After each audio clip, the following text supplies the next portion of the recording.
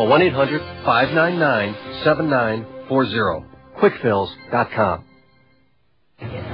Welcome back. Now, we mentioned going into the break that we were going to take a look at Net2000. Net2000 Communications is gaining quite handily in its first day of trading. The company provides broadband telecommunication services, and it went public yesterday, trading at $20 a share and raising $200 million. Now, for more on Net2000, let's head to the NASDAQ. Chairman and CEO Charlie Thomas is standing by.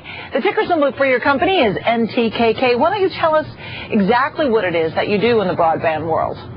Sure. Net2000 is a competitive local exchange carrier. We provide a host of services to businesses over broadband connections, local, long-distance internet, and high-speed data services, all over a single broadband facility over a single invoice.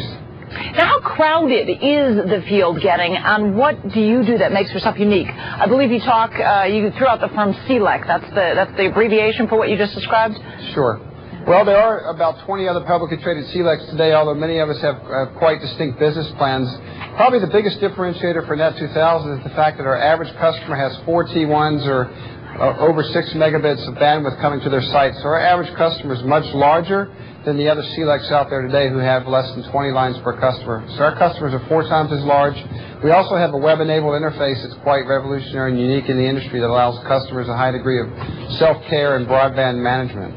Now, so you've got a larger base of customers. Do you also threw some terms in there I didn't quite get, but does that mean that you're moving the data quicker than some of your competitors? Well, it means that we're offering integrated access where many of our competitors are not. So over a single high-speed facility, our customers can get the benefit of local services, which, as you know, has been monopolistic in this country for a long time. Long-distance, high-speed data, and internet all over one high-speed facility. So there's some operational and financial benefits to that. We give that to customers over one invoice. They get this package or bundle of services that many others have yet to provide, and the incumbent monopoly providers like Bell Atlantic cannot provide today. And is that kind of like a one-stop shopping that you're offering? One-stop shopping, exactly. So that gives you a competitive advantage against some of the big guys. Absolutely. All right, well, let's talk about what this public offering is going to do for you financially. You want to use the money to expand some of your locations, is that correct? Sure. Like any new entrant into the telecom sector, we have tremendous capital expenses and operating expenses as we turn up our network and turn up back office systems and ramp our sales and marketing personnel as well as technical personnel. And these proceeds will allow us to fund that expansion and fund the network deployment as we proceed. In terms of top-line growth, is it your sales division or your technology that's driving your growth right now?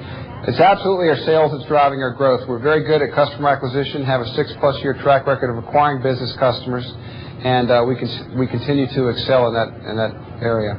Now, you use the word acquiring in reference to your business customers, but I know you also want to use some of the money raised to look at acquisitions and expanding your technology. Can you tell us what you have in the future? Sure. I mean, there's no guarantee that we'll do any acquisitions. Like any other company in this space, we're always looking for strategic relationships, and we already have a number in place, like with Nortel and Williams. And if we were to find someone that made sense for us, we might consider acquisitions going forward as a means of expansion or a means of entering a new market faster. It would probably be in the area of looking at various customer bases versus technology or a network. Now, the thing that is tough for some investors as we look at broadband companies, since we don't have this coming into our homes just yet, can you tell us what it's going to look like 3 or 4 or 5 years from now and why your company is going to be perhaps in the leading end?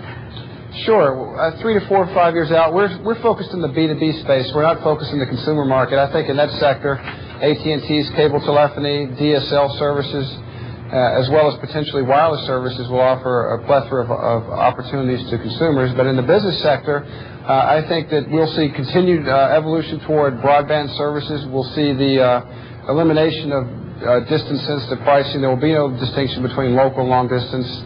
It will be high-speed services anywhere, anytime throughout the world. There will be wireless connectivity to the desktop, but high-speed connectivity coming into businesses. And we're well poised to capture that broadband business segment and offer businesses the value in customer service and web-enabled interfaces and innovation that previously have not been offered.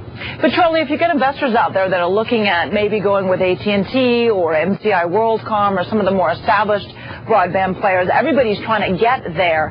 Can you tell us why you would be one of the better choices in your view? Sure. First of all, we're focused on the segment of the market that MCI WorldCom, for example, is not. They're focused well up market, Fortune 500 multinational companies. We're focused below that, Fortune 1000 to Fortune 10,000, and those companies largely being ignored by large service providers like the incumbent monopolies or like an MCI or an AT&T for that matter. So and those companies are fast growing, and we see the need for high-speed data services and voice services moving further down market. It was just a few years ago where T1s were the domain to large companies, and now we're seeing those being deployed into small businesses and people's homes. And we'll continue to see the broadband evolution as we see new services come online through application service providers, network-centric based applications, web applications, e-commerce will drive the need for bandwidth down market for us. Charlie, it sounds like you're a man who knows where he's going. Thank you very much. The chairman and CEO, Charlie Thomas, from the NASDAQ market site. We'll keep it tuned right here. We'll have more straight ahead and looking at oil when we come back.